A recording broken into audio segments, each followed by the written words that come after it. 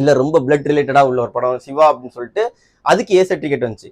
அதுக்கப்புறம் ரொம்ப நாள் கழிச்சு கூலி ப்ளஸ் சன் பிக்சர்ஸ் வந்தாலே அது ஃபேமிலி படமாக தான் இருக்கும். பட் சன் பிக்சர்ஸ், கூலி இது எல்லாம் சேர்ந்து, ரஜினி இதெல்லாம் சேர்ந்து ஏ சர்டிஃபிகேட் வந்தது வந்து 30 வருஷத்துக்கு அப்புறமா இப்போ தான் வருதுங்கும் போது அதுவே ரொம்ப புதுசாக இருந்துச்சு. ஃப்ரேம் எல்லாமே ரொம்ப ஃப்ரெஷ்ஷாக இருந்துச்சு.